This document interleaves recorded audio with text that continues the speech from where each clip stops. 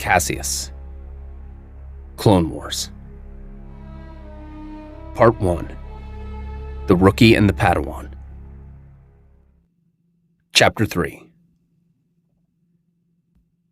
Caseus sat in his quarters. He was staring at a hollow projection of Sarah. That's terrible, Caseus. I'm sorry. It's my fault. My stupid temper lost us a valuable ally. Now Master Takai is furious with me. I guarantee this is going to hurt my chances of facing the trials anytime soon. Don't talk like that. I know things seem bad now, but maybe look at this as another lesson. What was it she said? Defeat isn't without silver lining? This is bigger than just losing a sparring match, Sarah. All the resources we used to get here, all the troops, all the preparation. Wasted. All because that Ventress got into my head. Sometimes I wonder why she chose to train me. I just feel like I'm more trouble than I'm worth. Caseus, you're letting your negative emotions cloud your mind. Sure, you can be a bit clueless, and a bit reckless, and a bit clumsy. You're really not helping here, Sarah. But you've also got a good heart. You're always there for us. Me, Corbyn, Master Takai. You're perfectly willing to risk your life to help us when we need you. That's why she chose to train you. Because of your compassion and bravery. She won't stay mad at you forever. And even if she did, I'll always have your back. Caseus smiled softly. Thanks, Sarah. You're right. I just gotta accept that I screwed up, deal with the consequences, and move on. I'll talk to you later. May the Force be with you, Caseus. You too, Sarah. The hologram ended as Caseus sighed and removed his armor, setting it back in the box before sitting down on his bunk. As nice as Sarah's words were, they didn't soothe the pain he felt of disappointing his master. There was a knock on the door. Caseus knew already who was there. Come in, Master. The door opened as Master Takai stepped in, a very stern look engraved onto her face. Caseus, what were you thinking? I'm sorry, Master. Do you realize what your actions have cost us? Herdessa could have been an invaluable resource to the Republic. Now there's little chance that the Countess will align with us. I'm very disappointed in you, Caseus. Master, it was Ventress. She was saying terrible things and I lost control. I told you not to play into her game. That's exactly what she wanted. Your actions have dealt a significant blow to our efforts. You're relieved of your position as commander, effective immediately. Until such a time where you've shown you're responsible enough to bear such responsibilities. Caseus was nearly in tears, but he kept his composure as best as he could. I understand, Master. You would do well to think on your actions, my young apprentice. Master Takai turned to leave. Master. Caseus picked up his box of armor and handed it to her. I don't deserve this. Hesitating briefly, Master Takai took the armor and left Caseus alone in his quarters. He felt a lump form in his throat as a tear rolled down his cheek and onto the floor. She's my master, R3. She knows what's best. I'm going to sleep. Lying on his bunk, Caseus closed his eyes. He wouldn't be able to sleep even if he wanted to, but there wasn't much else he could do. After hours of silence, he got up. Staying in the room wasn't going to help. He decided to take a walk through the ship and see if there were any new developments. As he made his way to the south corridors, he stared out the window. Nothing. They were still orbiting Herdessa. Commander? Caseus turned and saw Juro. Anything I can help with? No, thank you. I'll be fine. And you don't have to answer to me. I was stripped of my ranking. Juro scratched the back of his neck. I'm sorry to hear about that, sir. You don't have to be sorry. It was my fault. Have you heard anything? The comm channels have been pretty dead. Nothing yet. If I had to guess, I'd say we're not out of the woods yet. Right now, most of us are on standby until further notice. We think General Takai wants to try and reopen negotiations with the Countess. If that happens, it'll be a miracle. So, you're a soldier? Bred from birth, sir. You have any special skills? I'm not the best with the blaster, but I can get the job done if need be. I put my skills to use in keeping our men safe and healthy, though. On Camino, I specialized in war zone medical care. So when things get a bit more organized with the higher-ups and commanding officers, I may put in a request to be assigned to medical. I think that's very honorable. We need soldiers like you out in the field.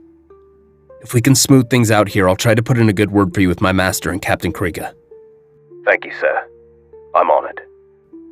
Caseus suddenly received a call on his comlink. Caseus, report to the bridge. Immediately. I'll be right there, Master. Caseus turned to Juro and bowed. I'll let you get back to business then. See you around. As he walked, Caseus was worried about what his master wanted. He'd soon find out, though. Arriving on the bridge, Master Takai was speaking to a few of her troops before she turned her attention to Caseus. I've spoken with the Countess. After a lot of convincing, and no small amount of apologies, she has agreed to speak with us again. You, however, will remain here. What about Ventress? Ventress is a problem I can handle. Now you are to stay here and await my return. If any issue arises, inform Captain Kriega. Caseus sighed. Yes, Master. I won't be long. Master Takai turned and walked towards the door. Master. Yes, Caseus? Be careful. Master Takai nodded and left the bridge, leaving Caseus to stare out the window. He wished he was back at the temple. Things seemed more structured and simple there. He thought back to his early days at the temple. He took part in a small tournament to showcase his skills to a potential master. He didn't make it far, but one Jedi saw something in him. Master Takai had only recently become a master when he met her. He was so excited that she had chosen to train him. He never had anyone to really look up to or learn from. Someone to guide him through life. She had such high hopes for him. Now he was wondering if he could live up to those expectations. As he stared out the window, he saw Master Takai's starfighter leave the hangar and descend out of view to the planet below. Caseus felt R3 bump against his leg and put his hand on the droid's domed head. Thanks, R3. It helps to know you've still got my back. I'm going to contact Corbyn, see if he's having better luck than I have lately. Returning to his quarters, Caseus entered Corbyn's contact code into his holoprojector. Soon, Corbyn's image appeared. He was sitting on his bed and looked pretty worse for wear. Hey. Hey, you feeling okay? I'll be fine. Just tired. Master Terran and I are being deployed to the Outer Rim again tomorrow. More unexpected deployments, huh? I've come to expect more of them over the past few months. They say they need us on their front lines due to our combat experience, but I'm so tired. When I'm not out in the field, I'm researching, training, or filling out mission reports. Corbyn, when was the last time you slept? Like a full night's sleep? Probably a week or two ago. Maybe you should talk to your master. I know they want you out there, but you're running yourself ragged. I can't say no. These people need me. The last thing I'd want to be is a disappointment to the Jedi. Those words stung Caseus. Yeah, me neither. How's Herdessa? I don't really want to talk about it. Let's just say I screwed something up and Master Takai isn't too happy. Is she ever happy? When I'm doing what I'm supposed to be, yeah. Messing up political negotiations seems to be her pet peeve, though. Well, that and Trandoshans. Yeah. Tell me, what have you heard about Dravok? Not a peep. He's really staying off the radar. Not even our intelligence can come up with anything. That's not good. It's more dangerous when we don't know where he is. Well, next time I see him, I'll be sure to repay him for my arm. Right. I'll let you get some rest, Corbyn. You need it. I'll talk to you soon. Be safe, buddy. You too. Caseus shut off the hologram and sat on his bunk with his hand on his forehead. Sarah was right. Corbyn was being run ragged. It wasn't as though there were many options, though. The Order's numbers had been drastically damaged on Geonosis. They needed all the Jedi they could spare. Still, he couldn't help but be worried for his friend. As the hours passed, Caseus wondered why the negotiations were taking as long as they were. Then again, his actions earlier most likely made the idea of short negotiations impossible to fathom. As he wondered what he could do to pass the time, his comlink began to beep. He was receiving a distress signal from Master Takai. Caseus got up and ran from his quarters to the bridge and found Captain Kriega. "Captain, I just received a distress signal from General Takai. I'm going down to help."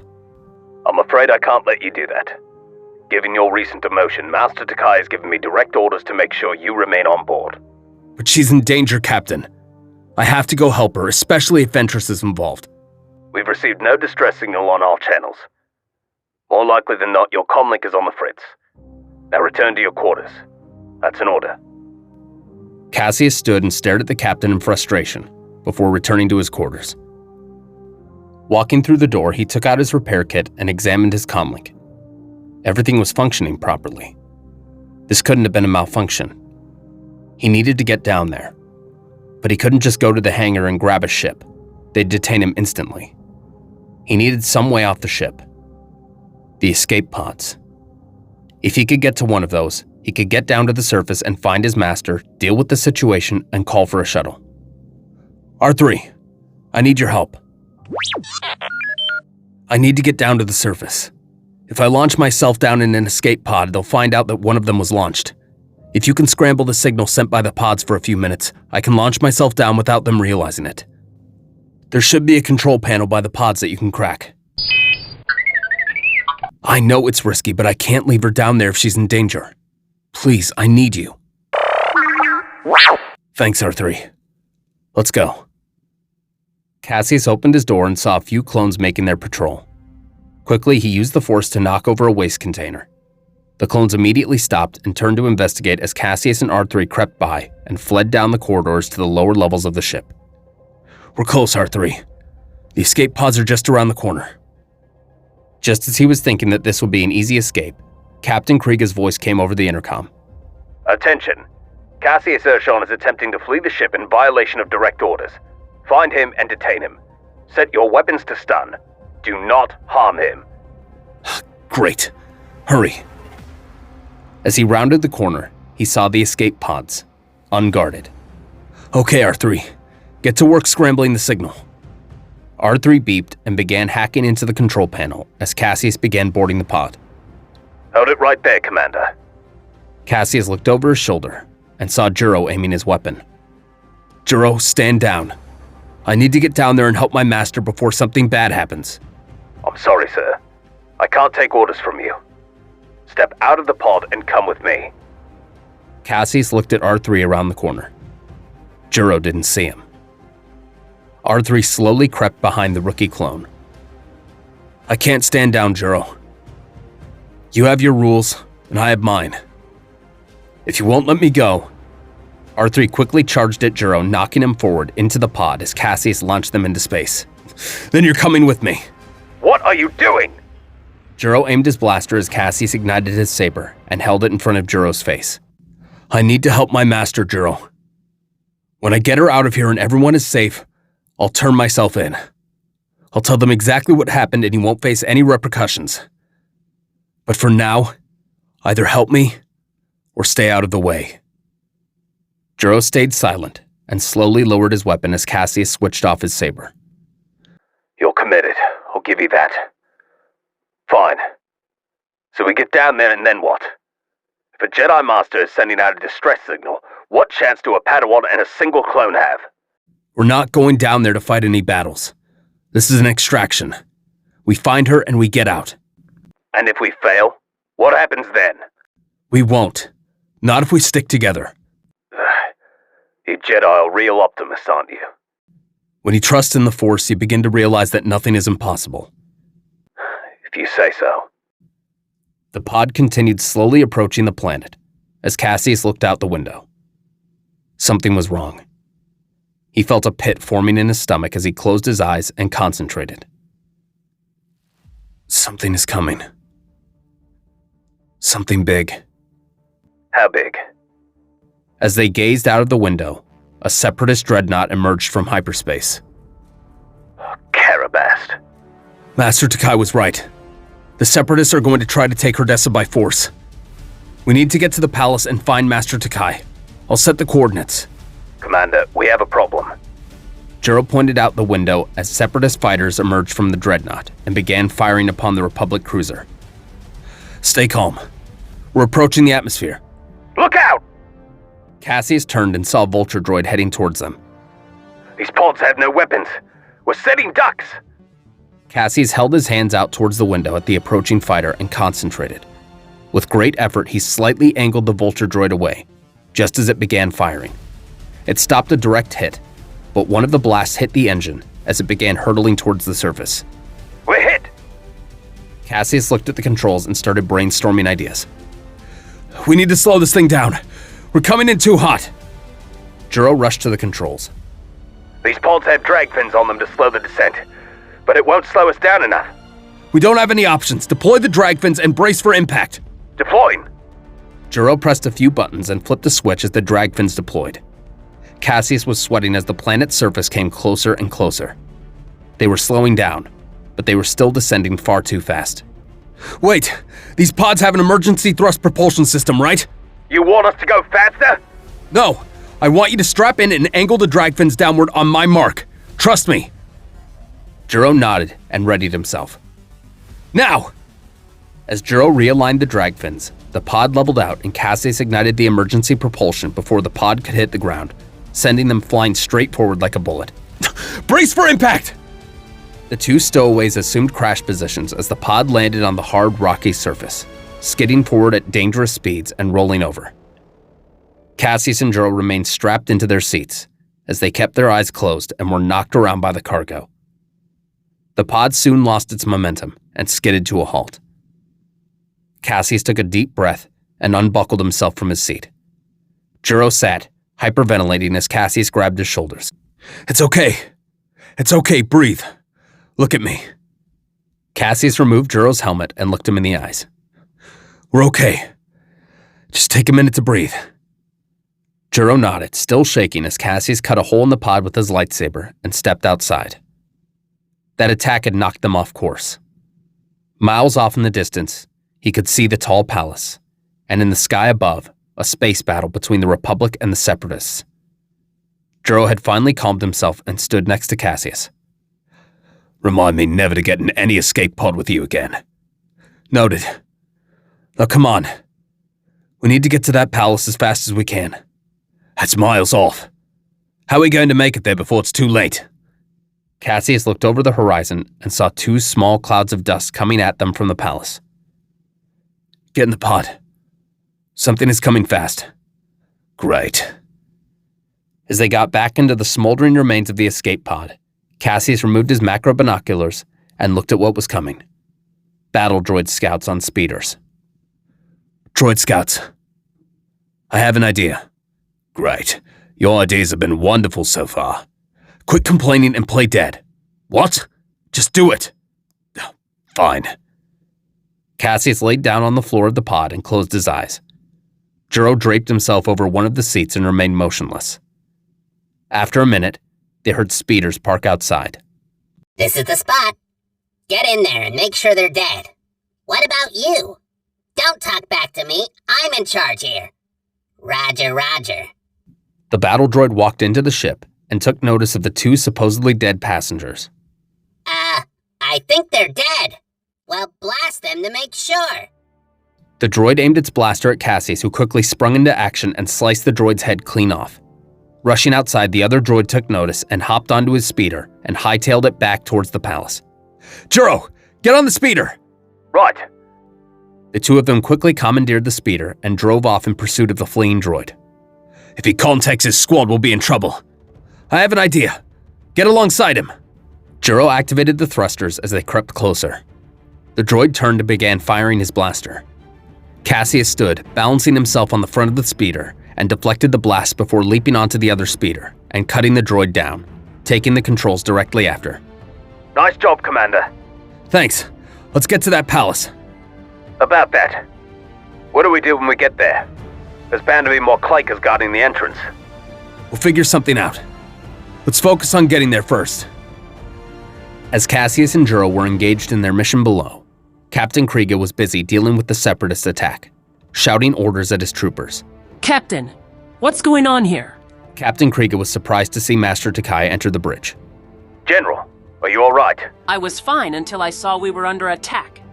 Where's Caseus? He's down on the planet looking for you. What?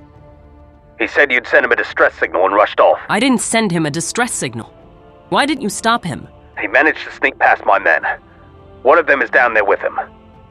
Master Takai looked at her belt and saw her comlink was missing. Sneaking around seems to be his specialty these days. I need to get down there and get to him before it's too late. Master Takai rushed down the corridors towards the hangar, followed by Captain Kriega. Just as she arrived, she saw a damaged droid fighter heading straight for the airlock shield generator. The ship crashed and immediately deactivated the shields as the emergency hangar doors shut. Master Takai turned to the captain. Captain, I need the doors opened. I can't, General. As long as the shields are down, the emergency doors are sealed shut. Master Takai growled in frustration. Captain, keep those fighters occupied. I have an idea. Back on her Dessa, Caseus and Juro approached the palace and left the speeders behind, making their way on foot, keeping hidden behind a formation of rocks. Juro took out his macro binoculars and looked towards the entrance. There were at least 20 battle droids out front. We've got a squad of clankers by the door. What's our plan? I'm trying to think of something. Well, you might want to hurry up before reinforcements show up.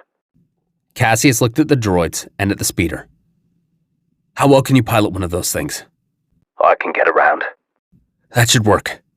I need you to ride by and cause a distraction while I sneak in. Keep them occupied as long as you can. I don't know, Commander. It seems risky. I've heard that a single clone is worth at least 10 of these battle droids. If you're half as good with the blaster as you are thinking on your feet, this shouldn't be a problem. Okay. I'll give it a go. Try to be quick. Roger that. Caseus crept closer to the front of the palace, still hidden from view, and talked into his comlink. Okay, Juro. Go.